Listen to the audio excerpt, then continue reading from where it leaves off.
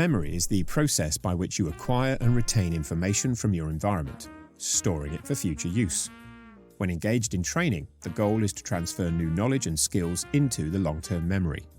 So why do we not remember most of what we're exposed to during training?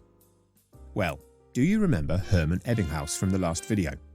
If you didn't, it might be because he was mentioned only briefly about halfway through video 2, which is prime forgetting territory. We showed you one of his illusions, but he's best known for his early work on memory. He was probably the first person to recognize that learning is affected by your previous knowledge and experience. He also carried out a study into memory that resulted in the forgetting curve. The forgetting curve suggests that unless we're actively doing something to retain new information, we will forget almost half of it after just 20 minutes. Over half is forgotten after 1 hour, and by the end of the week, most of that information will have been lost. Only around 15% of new information is transferred to your long-term memory. The model shows that not only does memory diminish over time, but the biggest fall in retention happens quite quickly. If we can retain the information for 6 days, then there is a strong likelihood that it will be transferred to long-term memory. Now, from a purely academic perspective, there have been some concerns raised about the robustness and validity of the work that Ebbinghaus did, but his conclusions have since been upheld by others, so we're not going to get into the details of his experiments. Our usual disclaimer that this video is not intended for psychology students applies. An important element of the forgetting curve is that by repeating the information, rehearsing it to maintain, the likelihood of that information being transferred to your long-term memory is increased. If you make notes during the training and review them within an hour of the session, you rehearse that information in your working memory at an optimal time, making it less likely that you will forget it. You create a stronger pattern and pathway in your brain that makes it easier to retain and recall. What does that mean for training? Well, it's one reason that tick box training is not effective. Doing training as a one-off standalone event to show that training was delivered doesn't work. Without reinforcement of the new information and direct application in the workplace, it will quickly be forgotten. I previously worked for a car manufacturer that used to put new starters through a 2-day induction, during which they were told about the company history, its values, its strategy, and given an overview of their team and 13 other teams that they might be working with. For most new starters, it was hard to connect that information to something relevant in their existing knowledge and experience. They hadn't done the new job yet, so there was little context for the new information. Much of it was forgotten by the time they joined their teams later that week. Certainly most of it was forgotten by the end of the month, as they focused on learning their new jobs. Very little of which was dealt with during the induction. Maintain the new information by engaging with that content again and building on it, perhaps watching a video that contains similar information, and it is brought back into working memory, further strengthening those patterns and pathways.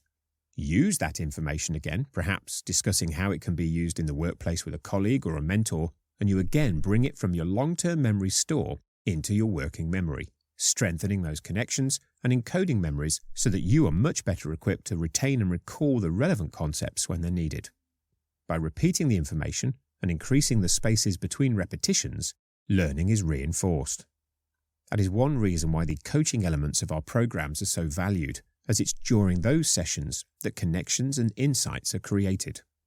Let's look at another factor. Why did I say that halfway through is prime forgetting territory?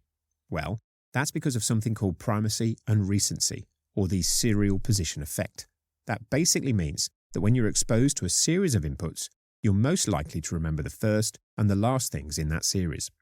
It might explain why presenters often use the mantra of tell them what you're going to tell them, and then tell them what you told them. Or you can do what I like to do, which is give some important information early, use the middle of the session to build ideas and rehearse concepts, making space for personal connections, so lots of activities and discussions, before closing on a key point. Linking the serial position effect back to the forgetting curve and the idea that after 20 minutes we start to see memories degrade, and you can see why the Pomodoro Technique works, organizing work into 20-minute sections to be productive. A similar principle should be applied to training. To be cost-effective and minimize disruption to work, it's common for training to be scheduled to last between half a day and a day. For sessions of that duration to be effective, deliver important information towards the beginning and the end of the session. Break the session down into a series of segments, ideally lasting for 20 to 30 minutes each, using the beginning and end of each segment to reinforce important concepts. Assuming that the participants are not distracted by their environment and their phones, and have sufficient interest to pay attention to the material, this should greatly improve the effectiveness of the training and the likelihood of new information being retained in the long-term memory for recall. So, we know that memory is the process of how you encode new information so that it can be stored and retrieved when needed. We know that focus and attention are needed for encoding to work effectively, being free of distractions, using mnemonics, combining bits of new information into chunks, and repetition will greatly improve the likelihood of new information being retained in long-term memory. Your previous knowledge and experience will also affect learning, and talking about these during training will also help you to make connections to new information. Therefore, scheduling mandatory training will be less effective. You can only mandate attendance, not participation. Active participation in the training should be encouraged and will help learners to retain new concepts and information. We now know that reviewing and recalling information at particular intervals after the training will help you retain new information. Extending learning by building on new concepts will also improve retention and recall. There are lots of reasons not to like tick box training. Training a concept just once to show that you can say it's been done. One of them is that the do-it-once approach doesn't work. One-off training sessions add little value in terms of people development. To make the training effective, deliver a series of sessions that provide opportunities to revisit and rehearse key concepts, provide opportunities to refresh and consolidate learning by providing relevant materials between sessions. Providing workplace coaching or mentoring as part of the program will help you to connect concepts to prior experience and create insights, exploring how to apply the concepts in work. And ideally, create an action plan that commits participants to using the new informational techniques in the workplace. Not only does this show how the information can be applied to generate results, but serves to create a stronger connection with the new material. This works much better when your manager supports the learning by challenging you to use the new information in the workplace and gives you feedback on the results. Of course, the problem now is that you will have forgotten this video a week from now. So, make sure you subscribe to the channel and then watch this video again in a few days' time.